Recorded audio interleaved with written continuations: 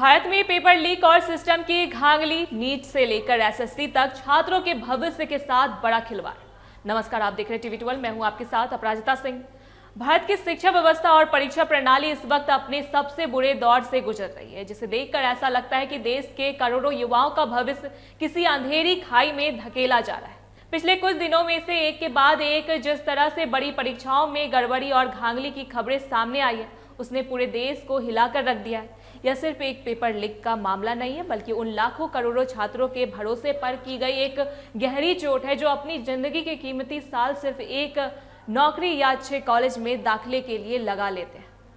आज का दौर ऐसा हो गया है कि छात्र परीक्षा की तैयारी कम और पेपर लीक होने के डर से ज़्यादा परेशान रहते हैं। सबसे पहले बात करते हैं देश के सबसे बड़ी मेडिकल प्रवेश परीक्षा नीट की, जिसने पूरे सिस्टम की पोल खोल कर रख दी है। 22 लाख से ज़्यादा छात्रों ने डॉक्टर बनने का सपना लेकर यह परीक्षा दी थी, लेकिन एग्जाम खत्म होते ही राजस्थान से लेकर बिहार तक पेपर लीक की खबरें आग की तरह फैल गई। जब जांच हुई तो पता चला कि पेपर के सवाल असली परीक्षा से पहले ही सोशल मीडिया पर घूम रहे थे। एनटीए जैसी बड़ी संस्था पर सवाल उठे और मामला सीबीआई तक पहुंच गया। अब हालात यह है कि उन 22 लाख छात्रों को फिर से तपती गर्मी में परीक्षा देनी होगी, जिसके लिए 21 जून की तारीख तय की गई।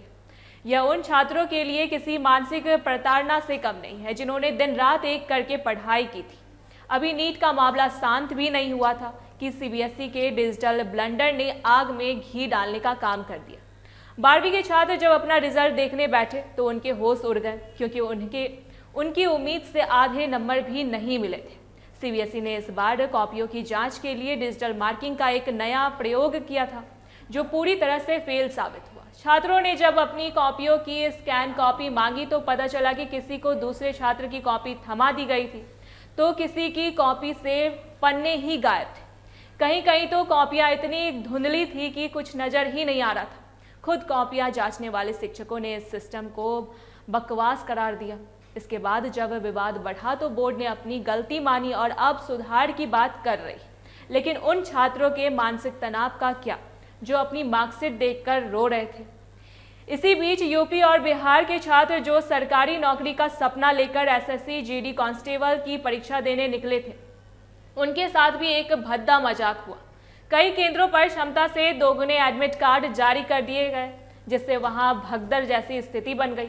सुबह 4 बजे से लाइन में लगे युवाओं को परीक्षा केंद्र के गेट से यह कहकर वापस लौटा दिया गया कि अब जगह नहीं है या सिस्टम में खराबी है। प्रयागराज और कानपुर जैसे शहरों में छात्रों का गुस्सा फूट पड़ा और जमकर हंगामा हुआ। एसएससी के चेयरमैन ने माना कि किसी निजी एजेंसी की लापरवाही और हैकिंग की कोशिश की गई वजह से यह मिसमैनेजमेंट हुआ है। लेकिन सवाल वही है कि उस गरीब छात्र के किराए और मेहनत का हिसाब कौन देगा, जो अपनी आखिरी उम्मीद लेकर एग्जाम देने पहुंचा था। इतना ही नहीं, doctor APJ Abdul Kalam technical university में भी बीटेक के छठे सेमेस्टर का कंप्यूटर नेटवर्क का पेपर लीक हो गया है, जिसके बाद पूरी परीक्षा रद्द करनी पड़ी। नोएडा और गाजियाबाद के सेंटर्स पर परीक्षा शुरू होने से पहले ही पेपर मोबाइल फोन पर बिक रहा था।